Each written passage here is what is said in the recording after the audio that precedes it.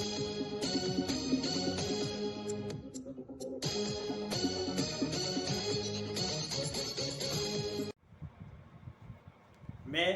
विश्व भारती से लोकेश व्यास। आवाज़ की दुनिया के दोस्तों नमस्ते। दोस्तों, इन दिनों सभी टीवी चैनल्स पर एक चर्चा बहुत चल रही है कि आरएसएस राष्ट्रीय स्वयंसेवक संघ और बीजेपी के बीच में तनाव चल रहा है। इन दोनों के रिश्तों में कुछ खटास आ गई है, ऐसा बराबर चर्चा चल रही है। दोस्तों, ये चर्चा चलने का जो मुख्य कारण है वो है मोहन जी भागवत, सरसंघ चालक राष्ट्रीय स्वयंसेवक संघ के उनका स्टेटमेंट। उन्होंने कहा है कि कभी भी अहंकार नहीं करना चाहिए। राजनीति में आदमी को सेवा की भावना से आना चाहिए और सेवक बन के रहना चाहिए। अहंकार बिल्कुल नहीं करना चाहिए, और जो अहंकार करता है वो गिरता ही है। ऐसा उन्होंने 2000 चुनाव के जो परिप्रेक्ष्य के रिजल्ट आए हैं उनको देखते हुए कहा है। तो लोगों को लगा कि ये भारतीय जनता पार्टी की सीधी आलोचना है। ऐसा ही दूसरा स्टेटमेंट हमारे इंद्रेश कुमार जी ने, सम्मानीय भाई साहब ने अभी कल दिया है। उन्होंने कहा है कि जिन पे प्रभु श्री राम, जो राम जी को लेके आए थे, जिन पे प्रभु श्री राम की कृपा है, लेकिन अहंकार होने की वजह से प्रभु श्री राम ने उनको 240 सीटें दी है। और जो प्रभु श्री राम को नहीं मानते हैं, नहीं आए थे, उनको प्रभु श्री राम ने सत्ता से दूर रखा है। और जो भगवान के भक्त हैं उनको भगवान ने सत्ता तो दे दी है, लेकिन उनको अहंकार को देखते हुए सीटें कम दी है। तो ये भी डायरेक्टली एक प्रकार से बीजेपी के लिए ही उन्होंने कहा है। दोस्तों, इसके पीछे जो कारण है वो कारण ये है कि राष्ट्रीय स्वयंसेवक संघ यानी कि आरएसएस भारतीय जनता पार्टी की मदर इंस्टीट्यूट, मातृ संस्था है। भारतीय जनता पार्टी की स्थापना से लेकर के आज तक जितने भी इसके अध्यक्ष हुए हैं वो सब कहीं न कहीं संघ से जुड़े हुए रहे हैं। इसलिए लोगों का ये सोचना कि भारतीय जनता पार्टी और आरएसएस में तनाव है, ये उनकी नासमझी है।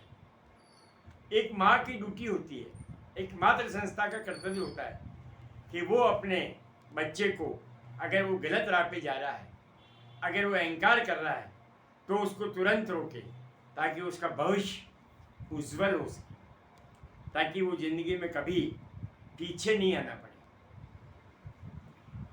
इसका मुख्य उद्देश्य, जो मुख्य कारण जो बना वो ये बना कि बीजेपी के जो अध्यक्ष हैं जेपी नड्डा, इंडियन एक्सप्रेस में खबर छपी थी। उन्होंने कहा था कि अब हमें राष्ट्रीय स्वयंसेवक संघ के कार्यकर्ताओं की आवश्यकता नहीं है, हमारे पास अपने खुद के कार्यकर्ता बहुत हैं। वास्तव में सही है कि भारतीय जनता पार्टी के 18 करोड़ स्वयंसेवक हैं, 18 करोड़ कार्यकर्ता हैं, और राष्ट्रीय स्वयंसेवक संघ के 1 से 1.5 करोड़ स्वयंसेवक हैं। लेकिन वो ये भूल जाते हैं कि जो बीजेपी के 18 करोड़ स्वयंसेवक कार्यकर्ता हैं, वो कार्यकर्ताओं को लाने का श्रेय आरएसएस के 1.5 करोड़ स्वयंसेवकों को ही है। आज जिस स्टेज पे बीजेपी पूछी उसका एकमात्र कारण आरएसएस है। शायद उनको थोड़ा अहंकार हो गया होगा नड्डा साहब को, इसीलिए उन्होंने ऐसा कह दिया। उनके ऐसे कहने का प्रभाव ये पड़ा कि कहीं न कहीं जो राष्ट्रीय स्वयंसेवक का साधारण कार्यकर्ता है उसको लगा कि यार ये हमारी भी तौहीन कर रहे हैं। तो जो भाग लेना चाहिए था मतदान में सक्रिय होकर के, वो नहीं लिया, तो परिणाम सामने आ गया। हमारी जो जीतें लाखों में हुआ करती थी वो केवल 1-1.5 लाख 70,000 पे सिमट के रह गई सभी जगह। तो ये जेपी नड्डा साहब का स्टेटमेंट उन्हीं के लिए भारी पड़ गया। लेकिन दोस्तों, ये मत भूलिएगा कि राष्ट्रीय स्वयं सेवक संघ से बीजेपी कभी भी नाराज नहीं हो सकती। बीजेपी क्या नाराज होगी, उसमें तो सारे आरएसएस के भरे हुए हैं। और अभी साक्षात उदाहरण अपन लेवें, उड़ीसा में जो नए सीएम बने हैं मोहन चरण जी, वो मोहन चरण जी भाई साहब खाटी स्वयंसेवक हैं, पूरे राष्ट्रीय स्वयंसेवक संघ से निकले हुए हैं। उनको सीएम आदिवासी आदिवासी है, और उनको सीएम बनाने के बाद ये बिल्कुल उन लोगों को मालूम पड़ जाना चाहिए कि संघ से ऊपर कोई नहीं। संघ बीजेपी का अनुसांगिक संगठन तो नहीं है, लेकिन बीजेपी संघ का चेहरा तो है राजनीतिक तौर से। संघ का डायरेक्ट इंटरफेयर भले ही मत हो, इनडायरेक्ट तो है ही। साल में कई बार संघ के पदाधिकारी और बीजेपी के पदाधिकारी बैठ के बात करते हैं भारत के भविष्य की, पार्टी के भविष्य की, इसमें कोई शंका नहीं है। तो मोहन चरण जी भाई साहब को सीएम बनाना ये साबित करता है कि संघ और बीजेपी अलग नहीं है।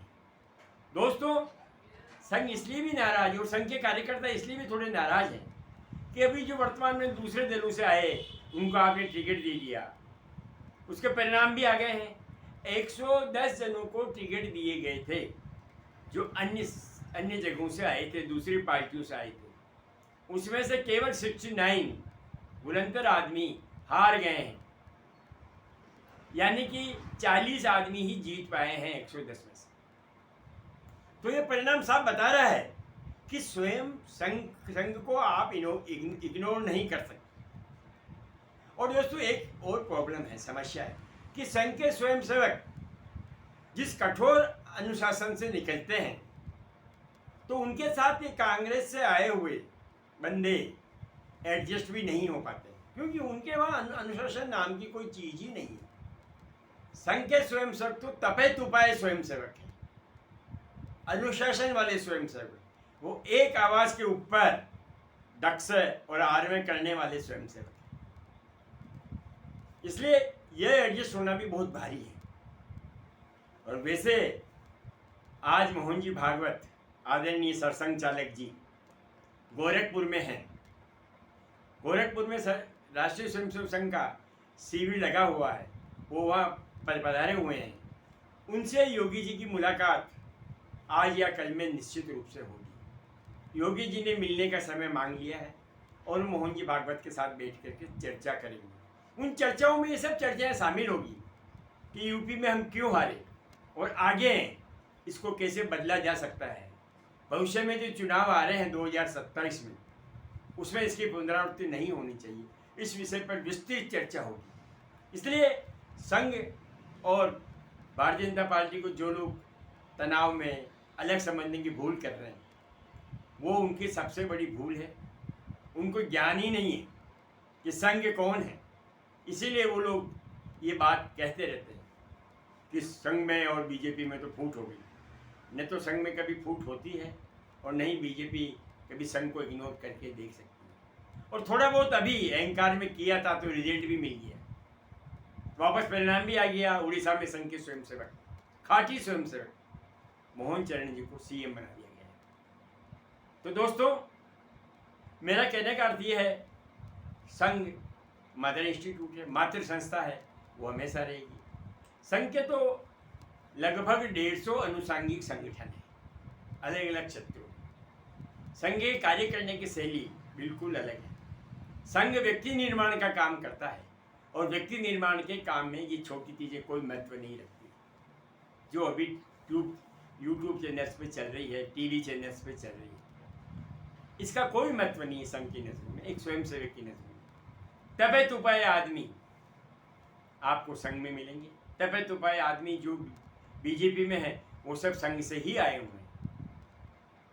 तो दोस्तों, आज के अंक में मैं इतना ही कह करके अपनी वाणी को विराम देता हूँ और आपसे गुजारिश करता हूँ कि आप इस वीडियो को अगर अच्छा लगा तो लाइक करें, सब्सक्राइब और शेयर अवश्य करें। जय श्री राम।